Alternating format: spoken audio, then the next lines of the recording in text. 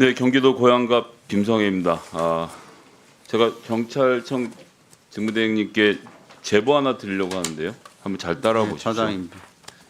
예, 노상원 씨 아시죠? 작년 9월부터 계엄 선포 당일인 12월 3일까지 22번 김영현 장관 만나고 계엄 4일간은 계엄 전 나흘간은 매일같이 공간 드나들면서 계엄의 배후 설계자로 의심되고 있는 인물입니다. 수사 잘 되고 있죠?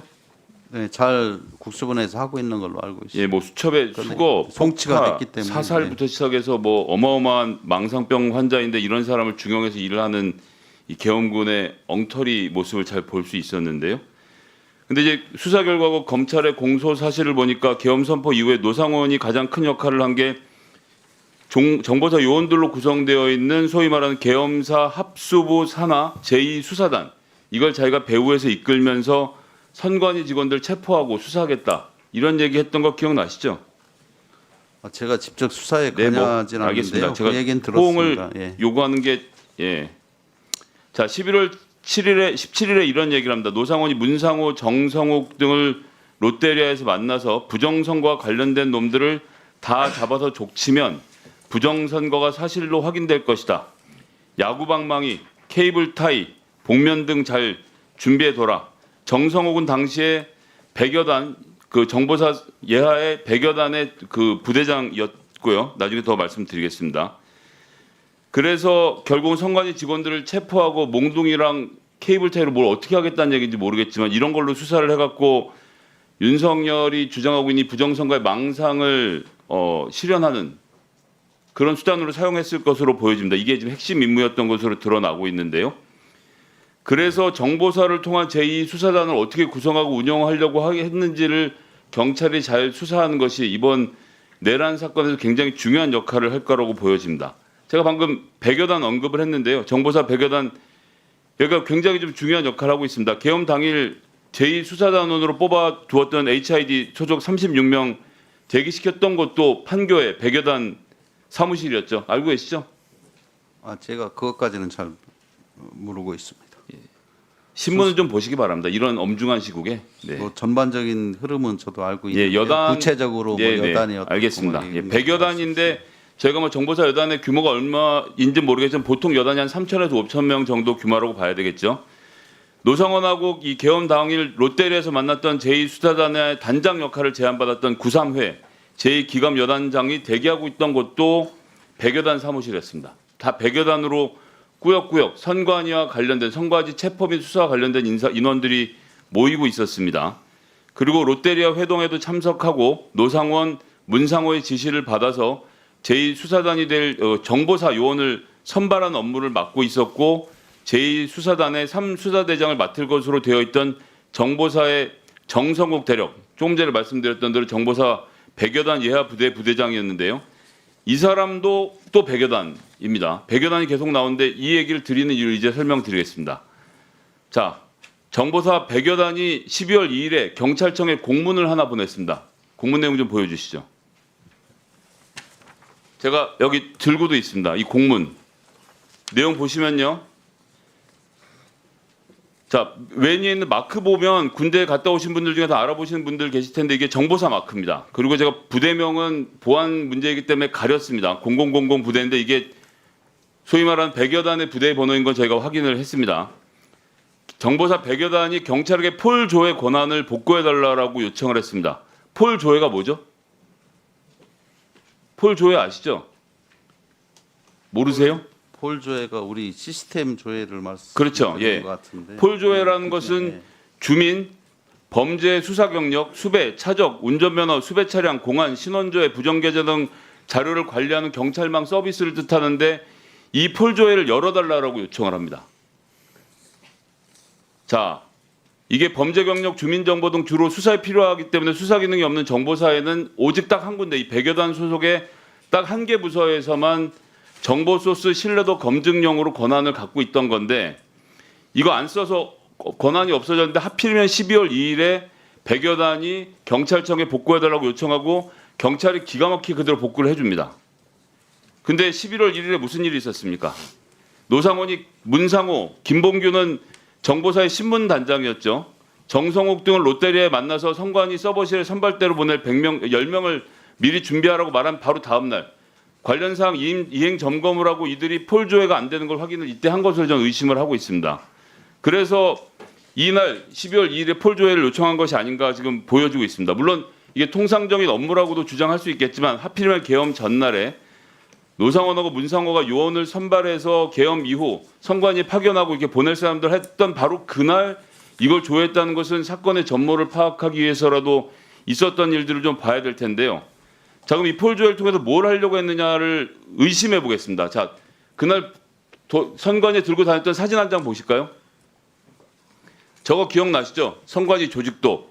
저거 왜 들고 다녔냐? 우리가 선관위 사무총장님께도 여쭤봤었어요. 처장님께도 여쭤봤었습니다. 도대체 저 조직도는 왜 들고 다녔을까?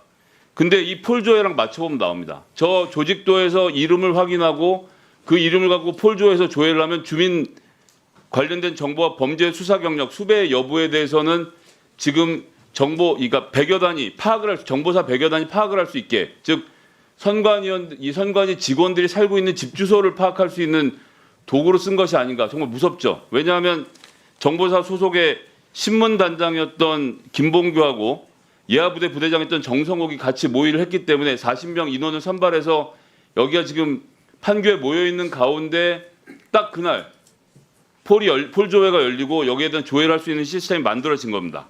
그리고 100여 단 소속 부서가 11월에 정보사 조직 개편할 때 인원도 증원이, 제가 이건 몇 명으로 말 안 하겠습니다. 약간 명에서 2배 가까운 숫자로 늘어났습니다. 왜 하필이면 딱 이때 이렇게 했을까요? 결국은 이 100여 단위 HID도 예하에 두고 있고 각종 공작, 특수임무 등을 수행하는 곳인데 수사권이 없는 곳에서 이런 것을 요구하고 이쪽에서 계속 뭐 케이블 타이니 야구방망이 이런 걸로 선관위 직원들을 족치면 뭘 얻어낼 수 있을 거라고 말했던 그의 망상과 연결시켜보면 이거 대단한 범죄로 뻗어나갈 뻔했던 일입니다.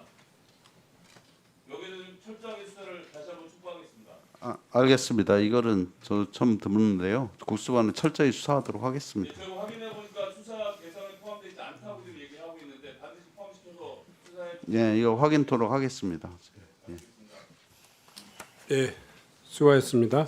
자, 그러면 지금부터 잠시만 주목해 주시기 바랍니다. 제가 구독자분들을 위해서 선물 하나를 준비했는데요. 제가 항상 여러분들께 드리는 말씀이 있습니다. 뉴스만 평소에 잘 챙겨보셔도 돈이 되고 돈을 벌 수 있다라고 말씀을 드렸는데요.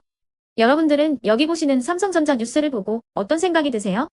아니면 정치인들의 뉴스, 날씨 뉴스를 보고는 어떤 생각이 드시나요?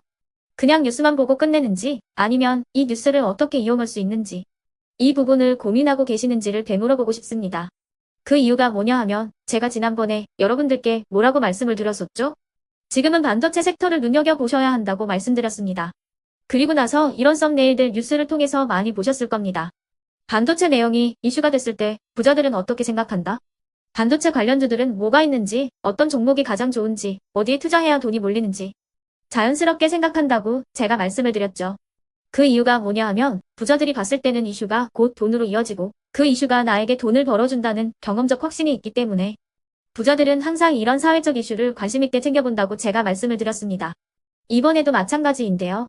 제가 지난번에 시청자분들과 함께하는 주식으로 수익 내기 이벤트를 진행했었죠. 당연히 100% 무료로 진행을 했었고요. 여기 보시면 아시겠지만 제가 지난번에도 구독이라고 보내주신 모든 시청자분들께 반도체 관련주 중에 가장 크게 급등할 딱 한 종목, 많은 종목도 아니라 한미반도체 한 종목을 여러분들께 추천드렸어요. 그러면서 여기 나와 있는 대로 정확히 얼마에 매수해야 하는지, 그리고 수익률이 어느 정도 나왔을 때 팔아야 하는지를, 이런 부분들까지 여러분들에게 정확히 알려드렸었는데 지금 실제로 어떻게 되었다? 오른쪽을 보시면 아시겠지만 제가 지난번 문자 발송으로 이 한미반도체를 소개해드리고 나서 실제로 이렇게 5배 이상 어마무시한 상승이 나왔습니다. 100만 원만 투자를 했어도 무려 500만 원이 넘는 수익금이 생긴 거죠. 그래서 당시에도 굉장히 많은 분들이 제가 드린 이 한미 반도체로 수익을 내실 수가 있으셨을 텐데요. 다시 한번 축하드린다고 말씀을 드리겠고 이번에도 마찬가지입니다. 앞으로도 2024년, 2025년 계속해서 기대해볼 섹터는 AI입니다. 그 중에서도 AI 반도체는 그 누구도 부정할 수 없는 미래 성장 산업입니다. 그러면 우리가 어떻게 생각해 볼 수 있을까요? AI 반도체 종목 중에 앞으로 크게 대장 역할을 하면서 10배 이상 급등할 수 있는 텐베고 종목을 지금부터 열심히 추적해야 한다는 겁니다. 큰 돈을 투자하지 않더라도 월급의 일부분 아주 소액이라도 이 종목을 모아가야 수백 %의 수익률을 손에 쥘 수 있는 것이죠. 지금 여러분이 보고 계시는 이 유튜브 또한 AI 반도체와 아주 밀접한 연관이 있고 반도체야말로 대한민국의 핵심 산업으로 앞으로 더더욱 시장은 성장할 수밖에 없습니다. 그렇기 때문에 제가 이번에도 뭘 보내드리고 있냐면 지난번과 똑같이 구독이라는 문자를 보내주시면 제가 AI 반도체 관련주 중에 앞으로 대장주 역할을 하면서 주가가 가장 크게 급등할 한 종목을 여러분들께 문자 발송으로 종목명과 사고 파는 시점을 모두 알려드릴 건데요. 그 문자를 받고 여러분들이 주식으로 돈 버는 연습을 한번 해보셨으면 좋겠고요. 혹시라도 나는 주식을 하지 않는다 하시는 분들은 주변에 주식하시는 지인분들에게 말씀을 해주셔도 되고요. 아니면 연세가 있으셔서 투자가 어렵다 하시는 분들은 이 종목을 자녀분들에게 한번 사봐라. 이걸로 한번 수익을 내봐라. 이렇게 조언을 해주실 수도 있는 거겠죠. 그래서 지금 이 영상을 보시는 시청자분들 중에 나도 이번 종목이 좀 궁금하다 하시는 분들은요. 누구나 상관없이 그리고 어느 시간대나 상관없이 부담없이 010-2514-5930번으로 구독이라는 문자 보내주시면 제가 이번에도 똑같이 무료 추천 급등주 문자를 보내드리겠습니다. 이해되시겠죠? 제 번호 010-2514-5930번으로 구독이라는 문자 보내주시면 여러분들이 직접 이슈를 통해서 돈 버는 연습을 해보실 수가 있는 거고 제가 돈을 받는 것도 아니고 투자를 대신해 드리는 것도 아니기 때문에 부담 없이 신청해 주시면 되는 겁니다. 그리고 수익이 나면 저는 다른 것은 하나도 바라지 않습니다. 제 채널에 구독, 좋아요 한 번씩만 눌러주시라 이렇게 다시 한번 말씀을 드리겠습니다.